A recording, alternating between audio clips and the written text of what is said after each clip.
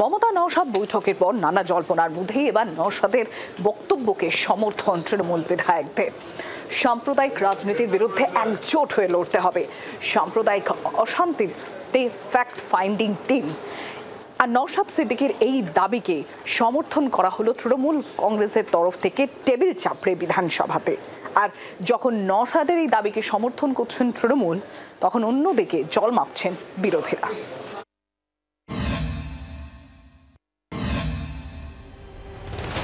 প্রথমে নবান্নে বৈঠক, মুখ্যমন্ত্রীর সঙ্গে একান্ত কথা। ভাঙড়ের বিধায়ক নওশাদ সিদ্দিকীর সাম্প্রতিক গতিবিধি দেখে অনেকেরই প্রশ্ন, ২৬-এর নির্বাচনের আগে আইএসএফ তৃণমূল গাঁটছড়া বাঁধবে। যদিও তৃণমূল বা আইএসএফ কোনো দলই একথা মানেনি, তবে মঙ্গলবার বিধানসভায় নওশাদের বক্তব্যকে তৃণমূল বিধায়কদের সমর্থন সেই জল্পনা আরও একবার উস্কে দিল। এদিন বিধানসভায় নওশাদ বলেন, যারা সাম্প্রদায়িক রাজনীতি করছেন তাদের বিরুদ্ধে আমাদের একযোগে লড়তে হবে। দোষীকে আড়াল না করে দোষী হিসেবেই দেখা হোক। প্রয়োজনে ফ্যাক্ট ফাইন্ডিং টিম গঠন করে এলাকায় পাঠানো হোক। দুধ কা দুধ, পানি কা পানি হয়ে যাবে।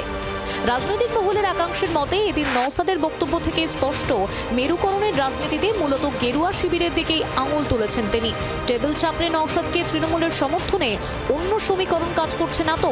যদিও এদিন বিধানসভার বাইরে তৃণমূলের কাছাকাছি আসার সম্ভাবনা এক বাক্যে উড়িয়েছেন ভাঙড়ের আইএসএফ বিধায়ক। সংযুক্ত মোর্চার সাইডে থাকবো, আমি আইএসএফ এর সাইডে থাকবো, এটা মাথায় রাখবেন। কারো লেজুর ধরে ঘোরার পক্ষে নয়। হ্যাঁ, আমরা সংযুক্ত মোর্চার হয়ে কন্টেস্ট করেছি। আমি একজন সংযুক্ত মোর্চার বিধায়ক, আজকেও নিজেকে বলতে স্বাচ্ছন্দ্য বেশি বোধ করছি। আমি না লেফট সাইড তৃণমূল আছে আর এখানে রাইটে আছে বিজেপি, কোনো সাইডে আমার দরকার নেই। আমার স্টেট সাইড স্পিকার সাইড একদম স্যারকে ফলো করে। নওশাদের মতোই জল্পনা কল্পনাকে আমল দিতে রাজি নয় ঘাসফুল। আমরা এইটুকু বলতে পারি, সাম্প্রদায়িক সম্প্রীতির পক্ষে যারা কথা বলবে তাদের পক্ষে শুধুমাত্র তৃণমূল বিধায়করা নয়, বাংলার মানুষও তাদের পক্ষে হাততালি দেবে। ভবিষ্যতে নওশাদ তৃণমূল কাছাকাছি আসার জল্পনায় গুরুত্ব দিতে নারাজ বামেরা।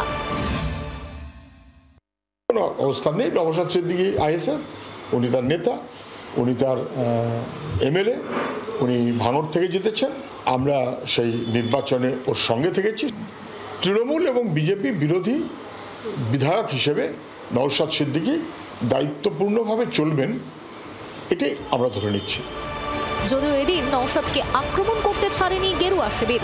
নওশাদ সিদ্দিকী যে বক্তব্য রেখেছেন, যদি সত্যিই এ ধরনের কোনো টিম তৈরি হবে, মুর্শিদাবাদ, মালদা, উত্তর দিনাজপুর, নদিয়ায় যায়, দক্ষিণ ২৪ পরগনায় যায়, তাহলে প্রকৃত তথ্য মানুষের সামনে আসবে। অবশ্যই হাওড়ায় যাবেন, গ্রামীণ হাওড়ায় গিয়েও পরিস্থিতিটা দেখবেন, বাগনান, পাঁচলার অবস্থা। বঙ্গ রাজনীতিতে ২৬-এর ভোটের উত্তাপ তুঙ্গে। সোমবারই ফুরফুরা শরীফ গিয়ে পীরজাদাদের সঙ্গে বৈঠক করেন মমতা বন্দ্যোপাধ্যায়। সরকারি ইফতারে নওশাদের আমন্ত্রণ ছিল। সকালে যোগ দেওয়ার কথা বলেও শেষ পর্যন্ত যাননি। তার পরের দিনই বিধানসভার অভ্যন্তরে নওশাদের বার্তা এবং তৃণমূলের সমর্থন তাৎপর্যপূর্ণ বলেই মত রাজনৈতিক পর্যবেক্ষকদের। ব্যুরো রিপোর্ট, জি ২৪ ঘন্টা।